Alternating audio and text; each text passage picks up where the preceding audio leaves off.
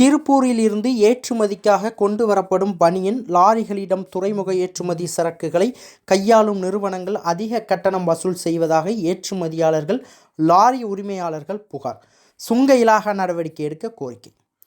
திருப்பூர் மாவட்டத்திலிருந்து தூத்துக்குடி துறைமுகம் வழியாக வெளிநாடுகளுக்கு பனியன் ஏற்றுமதி நடைபெற்று வருகின்றது.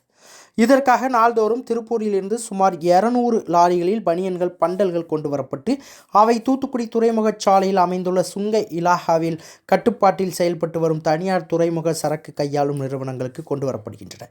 பின்னர் இங்கிருந்து அவைகள் கண்டெய்னர் பெட்டிகள் மூலம் ஏற்றி வெளிநாடுகளுக்கு அனுப்பப்படுகின்றது.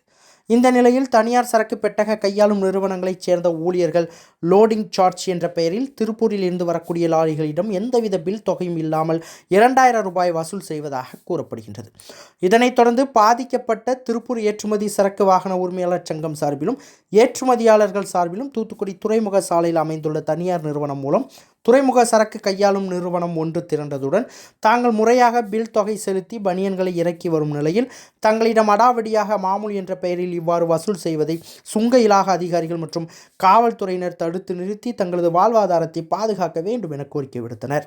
மேலும் மாமூல் கொடுக்காவிட்டால் தங்களது வண்டியிலிருந்து பனியன்களை இறக்காமல் 2 நாட்கள் 3 நாட்கள் லாரிகளை வெளியே விடாமல் நிறுத்தி வைத்து அராஜகத்தில் ஈடுபட்டு வருவதால் தங்களது வாழ்வாதாரம் பாதிக்கப்பட்டுள்ளதாகவும் எனவே இதற்கு உரிய தீர்வு காண வேண்டும் எனவும் கோரிக்கை விடுத்துள்ளனர். திருப்பூர் லாரி ஓனர்ஸ் அசோசியேஷன்ல இருந்து தூத்துக்குடி வந்திருக்கோங்க. மொத்த சங்கத்துல ஒரு 100 பேர் இருக்கோம். 20 பேர் ரெப்ரசன்டேட்டிவா இங்க வந்திருக்கோம். எல்லா சிஎஃப்எஸ்லையும் பார்த்து சொல்லியிருக்கோங்க. ஆவரேஜா திருப்பூர்ல இருந்து ஒரு 200 to 250 வண்டி எக்ஸ்போர்ட் பெட்டி ஏற்றிட்டு கஸ்டம்ஸ் பாண்டட் சிஎஃப்எஸ்க்கு தான் இறக்குறோங்க. ஆல்மோஸ்ட் ஒரு 18 சிஎஃப்எஸ் கிட்ட இங்க இருக்குதுங்க. ஒரு 10 வருஷத்துக்கு முன்னாடி ஓப்பன் லாரிகள் இருந்ததுங்க. அப்போ சிஎஃப்எஸ்ல பாயிண்ட் லூட்டி இறக்கும் போது தார்பாய்ங்கிற ஒரு கான்செப்ட் ஒன்று இருந்தது. தார்பாய் அவுத்து மடிச்சு கொடுக்கும் போது டீ காசுங்கிற பேர்ல ஒரு 50 100ன்ட்டு மாமூல டீ காசுங்கிற பேர்ல கொடுத்துட்டு இருந்தாங்க. அது நாளடைவுல என்னாச்சுன்னா 100 200 300ன்ட்டு மாறி இப்போ ஒரு வண்டிகளுக்கு 1000 to 2000 கொடுத்தாதான் வண்டியை வெளியிடுவன்ட்டு வழிப்பறி மாதிரியும் ஒரு அராஜகம் மாதிரி நடந்துட்டு இருக்குதுங்க. இந்த சிஎஃப்எஸ் நிர்வாகத்திட்டையும் சொல்லியாச்சு, அவங்களும் எந்த ஆக்ஷனும் எடுக்கிற மாதிரி தெரியலீங்க. எல்லா சிஎஃப்எஸ் கிட்டையும் நம்ம ஒரு சர்க்குலரும் கொடுத்தாச்சுங்க, அவங்க எந்த ஆக்ஷனும் எடுக்கிற மாதிரி தெரியல. நம்ம எக்ஸ்போர்ட்டர் ஏற்றி விட்டுருக்காங்க, இங்க சிஹெச்ஐ கிட்ட ஹேண்ட் ஓவர் பண்ணிருங்கன்னு சொல்றாங்க. நம்ம சிஹெச்ஐ கால் பண்ணோம்னா இந்த சிஎஃப்எஸ்ல இறக்கிருங்கிறாங்க. லோடு மேன் எல்லாம் சிஎஃப்எஸ் சார்ந்தது. ஆனா இங்க இறக்கும் போது நம்ம வண்டிக்காரங்க மாமூல் கொடுக்குறோம் அப்படின்னா கூலியாவே மாமூலை கூலியா இப்ப மாத்திட்டாங்க. கிட்டத்தட்ட மாமூலுங்கிறது 50 100 நாங்க கொடுத்துட்டு இருந்தோம். அதை இப்ப 2000 ரூபாய் 3000 ரூபாய் கொடுத்தாதான் வண்டியை வெளியே விடுவோம், இல்லாட்டி வண்டியை வெளியே விட மாட்டேன்னு உள்ள நிப்பாட்டி வச்சுக்கிறாங்க. 2 நாள் 3 நாள் ஆனாலும் எவ்வளவு நாள் ஆனாலும் உள்ளதான் வண்டி நிற்கும், வண்டியை வெளியே விட மாட்டேன்ட்டு ஒரே பிரச்சனை பண்றாங்க சிஎஃப்எஸ்லிங்க.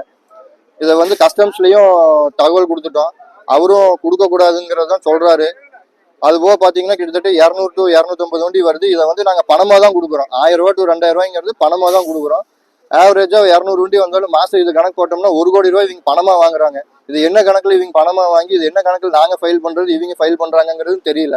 லோடு மேனுக்குலாம் இவங்க முறையா இவங்க தான் லோடிங் அன்லோடிங் கொடுத்து இதை ப்ராப்பரா ஜிஎஸ்டி ஃபைல் பண்ணி எடுத்துட்டு போனோம். ஆனா வண்டிக்காரங்க கிட்ட இதை புடுங்கிட்டு இருக்கிறாங்க.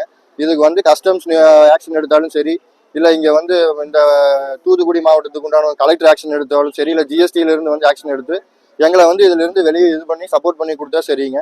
நாங்க தொழில் ஏற்கனவே டீசலு டோல்கேட் எல்லாம் பார்த்தோம்னா இப்ப ஃபாஸ்டேக் உள்ள வந்ததுல இருந்து டோல்கேட் எப்ப எச்சாகுது எவ்வளவு எச்சாகுதுங்கிற தகவலே இல்லாம அளவு போயிட்டு இருக்குதுங்க. இந்த சூழ்நிலையில வண்டியை வச்சு ஓட்டுறதே ரொம்ப கஷ்டமா இருக்குது. நாங்கெல்லாம் திருப்பூர்ல கிட்டத்தட்ட 5-6 வருஷமா ஒரே வாடகைக்கு தான் ஓட்டிட்டு இருக்கிறோங்க. எந்த இடத்துலயும் இது ஏறிடுச்சு அது ஏறிடுச்சுன்ட்டு நாங்க எந்த இடத்துலயுமே எந்த கம்பெனிலுக்கும் நாங்க வாடகை 1 ரூபா கூட ஏற்றவே இல்லைங்க. ஆனா இங்க சிஎஃப்எஸ்ல மாமூலுங்கிற பேர்ல 1 மாசத்துக்கு ஒருக்கா 200 300 ஜாஸ்தி ஏற்றிக்கிட்டே போயிட்டு இருக்கிறாங்க. இதுக்கு எப்ப விடிவு காலம் வரும்னு தெரியலீங்க. இது சம்பந்தமா கஸ்டம்ஸ்ல போய் ஒரு லெட்டர் ஒன்று கொடுத்துருக்கோங்க போன வாரத்துல. அவர் இதை அசிஸ்டன்ட் கமிஷனருக்கு ஃபார்வர்ட் பண்ணி விடுறாரு. ஆனா இது எனக்கு தெரிஞ்சு அவரே ஆக்ஷன் எடுத்தா இது உள்ளே அவரே ஆக்ஷன் எடுத்து முடிச்சு கொடுக்குற சின்ன விஷயம் தாங்க இது.